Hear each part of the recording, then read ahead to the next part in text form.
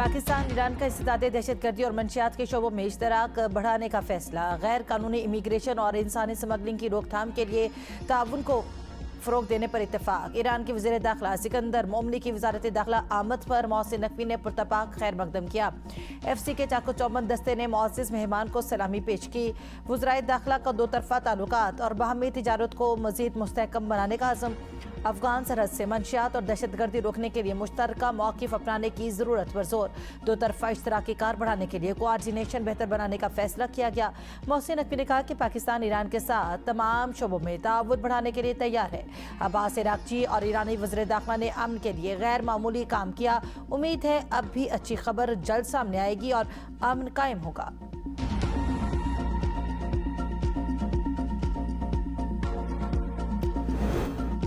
नायब वज़ीर आज़म और वज़ीर ख़ारजा इसहाक़ डार फ़िलिपाइन के दारुल हुकूमत मनीला पहुँच गए। दफ्तर ख़ारजा के मुताबिक इसहाक़ डार 33वीं आसान रीजनल फोरम के विफाकी वज़राती इजलास में पाकिस्तानी वफ़द की क़यादत करेंगे। इसहाक़ डार आसियान रीजनल फोरम के इजलास में शिरकत करेंगे। इसहाक़ डार के मुख्तलिफ ममालिक के वज़ीर ख़ारजा से दो तरफ़ा मुलाकातें भी होंगी। फ़िलिपाइन की वज़ारत ख़ारजा की असिस्टेंट सेक्रेटरी ने इसहाक़ डार का इस्तकबाल किया। मामूली कमी के बाद पेट्रोल 4 रुपये 93 पैसे महंगा। आज नई कीमत 320 रुपये 37 पैसे मुकर्रर। डीजल की कीमत में 7 रुपये 15 पैसे फी लीटर इजाफा। नई कीमत 367 रुपये 21 पैसे लीटर हो गई। नोटिफिकेशन जारी। मट्टी का तेल भी 6 रुपये 78 पैसे लीटर महंगा कर दिया गया। 289 रुपये 37 पैसे लीटर में दस्तियाब। पेट्रोल पंप एसोसिएशन का हड़ताल का ऐलान। All Pakistan petrol pumps association के जनरल सेक्रेटरी नुमाल अली भट्ट ने वीडियो पैगाम में कहा, वजारत पेट्रोलियम के साथ मुज़ाकरात नाकाम हो गए। रोजाना की बुनियाद पर पेट्रोलियम मसनूआत की कीमतों में तब्दीली किसी सूरत कबूल नहीं। रात 12 बजे से पूरे पाकिस्तान में पेट्रोल पंप गैर मुअय्यना मुद्दत तक बंद कर देंगे। अमरीकी फौज के मुसलसल 11वीं रात ईरान पर हमले। बहरी सलाहियतों फौजी लॉजिस्टिक्स के बुनियादी ढांचे को निशाना बनाने का दावा। ईरानी मीडिया के मुताबिक ईरानी शहर सीरक तब्रेज़ में धमाकों की आवाज़ें। बोशहर खुजिस्तान पर भी बमबारी। सेंटकॉम के मुताबिक हमलों का मकसद ईरान की फौजी ताकत कमजोर करना है। ईरान के अमरीकी अड्डों पर ताबड़तोड़ हमले। रेडार सिस्टम तबाह करने का दावा। पासदारान इनकलाब ने उर्दन के इलाके अल-रकबान में अमरीकी फौजी अड्डे पर F-15 तैयारा तबाह करने और मुतादिद अमरीकी फौजियों की हलाकत का दावा किया है। बयान में कहा गया कि अमरीकी दिफाई रेडार सिस्टम और बहरीन में अमरीकी कंपनी अमेज़न का मरकजी डाटा सेंटर तबाह कर दिया। बहरीन के शहर महरिक और रिफाह में अमरीकी रेडार और फिजाई दिफाई निज़ाम को निशाना बनाया। कुवैत में अमरीकी रेडार मवासिलाती निज़ाम और सैटेलाइट तंसीबात पर मिसाइल और ड्रोन दागे गए।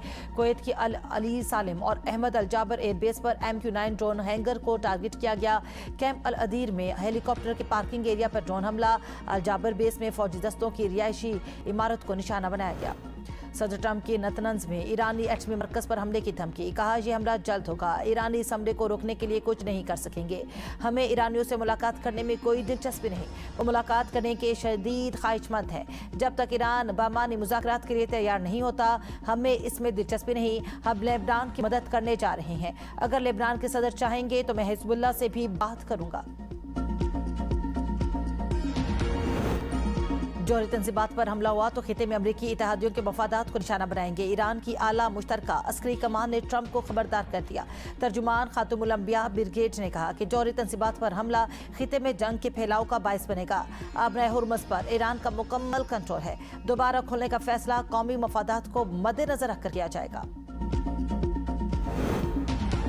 सदर ट्रंप ने सऊदी अरब के साथ सिविल जौहरी प्रोग्राम के मुआहदे की मंजूरी दे दी। अमरीकी अखबार वॉल स्ट्रीट जर्नल की रिपोर्ट के मुताबिक अमरीका के साथ सिविल जौहरी प्रोग्राम के मुआहदे के तहत सऊदी अरब को तवानाई के शोबे में जौहरी टेक्नोलॉजी तक रसाई हासिल होगी। जौहरी ताउन मुआहदे की मियाद 30 साल और मालियत कई अरब डॉलर होने का तखमीना है। मुमकिन तौर पर सऊदी अरब में यूरेनियम अफसुदगी के दरवाजे खुल सकते हैं।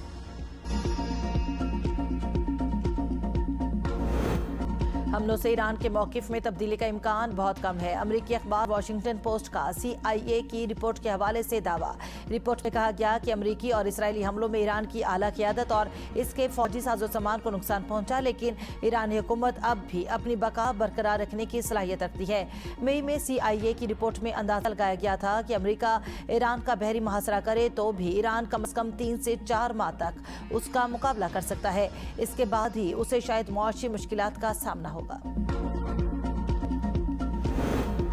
ट्रंप इंतजामिया ने ईरान जंग के लिए कांग्रेस से मजीद $87 अरब मांग लिए। अमरीकी वजीर दिफा पीट हेग्सेथ ने सेनेट की फंड्स मुख्तस करने वाली कमेटी को ब्रीफिंग में बताया, ईरान के साथ जारी फौजी ऑपरेशन पर अब तक $37 अरब खर्च हो चुके। मौजूदा आलमी हालात में दिफाई बजट में कमी नहीं बल्कि अमरीकी फौज के इस्तेदाद बढ़ाने की जरूरत है। मतलूबा फंडिंग फ्राहम न की गई तो अमरीका को संगीन सिक्योरिटी चैलेंज का सामना करना पड़ सकता है। अमरीकी वजीर जंग की सेनेट कमेटी में पेशी के दौरान मुजाहिरीन का एहतजाज। मुजाहिरीन ने कहा कि ईरान और फलस्तीन में हमारे बच्चों पर बमबारी बंद करो, ये गैर कानूनी है। जंग ईरानी अवाम के खिलाफ है। तुम्हारे हाथ 17 अमरीकियों के खौन से रंगे हैं। साबिक फौजी जंग को फौरन खत्म करने का मुतालबा कर रहे हैं। एहतजाज के बायस कई बार कार्रवाई रोकना पड़ी। मुजाहिरीन ना रुके तो कमेटी चेयर को मुजाहिरीन को निकालने के लिए पुलिस बुलाना पड़ गई। मोटरवे ज्यादती केस हाईकोर्ट में मुजरिम आबिद अली और शफकत उर्फ बगा की सजाए मौत के खिलाफ अपीलें खारिज। जस्टिस सैयद शहबाज अली रिजवी और जस्टिस तारिक महमूद बाजवा के तहरीरी फैसले में कहा गया कि मुजरिमान ने खातून और बच्चों को जबरदस्ती गाड़ी से निकाला। जुर्म इंतहाई संगीन और मुआशरे को खौफजदा करने वाला था। मुजरिमान को इज्तिमाई ज्यादती केस में कोई रियायत नहीं दी जा सकती। मुजरिमान को सजाए मौत जुर्म की संगीनी के मुताबिक दी गई। DNA, मेडिकल और फ्रांसिक शवाहिद ने जुर्म साबित कर दिया। मुतासरा खातून का बयान अहम शवाहिद रखता है। DNA रिपोर्ट मुजरिम आबिद अली के जुर्म को साबित करता है। गाड़ी से मिलने वाले खून के नमूने मुजरिम के DNA से मैच हुए हैं। शनाख्त परेड में दोनों मुलजिमान की दुरुस्त शनाख्त हुई।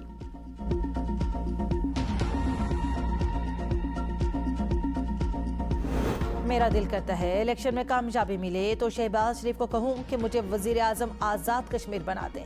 मुजफ्फराबाद में जलसे से खिताब करते हुए नवाज शरीफ ने आज़ाद कश्मीर को अपना दूसरा घर करार देते हुए कहा कि मेरे लिए आज़ाद कश्मीर भी उतना ही अजीज है जितना पंजाब है। आज़ाद कश्मीर GB और चारों सूबों में तरक्याती मनसूबों में तफरीक नहीं की। अगर आज़ाद कश्मीर में हमारी हुकूमत बनी तो हम यहाँ के सारे मसाइल हल करेंगे। आप मुस्लिम लीग नून को वोट देंगे तो मैं हर 3 महीने बाद आज़ाद कश्मीर आऊँगा और खुद लोगों के मसाइल हल करूंगा। पंजाब में जो तरक्याती काम हो रहा है उसमें शहबाज शरीफ का बड़ा किरदार है। मरियम को कहा जो पंजाब में कर रही हो वैसा ही काम मुजफ्फराबाद आज़ाद कश्मीर में होना चाहिए। आज़ाद कश्मीर इंतखाबात नून लीग ने MQM से हिमायत मांग ली। विफाकी वजीर एहसन इकबाल की क़यादत में वफ्द की खालिद मकबूल सिद्दीकी से मुलाकात। मुस्तकबिल में सियासी राबते और बाहमी ताउन मज़ीद बढ़ाने पर इत्तफाक किया गया।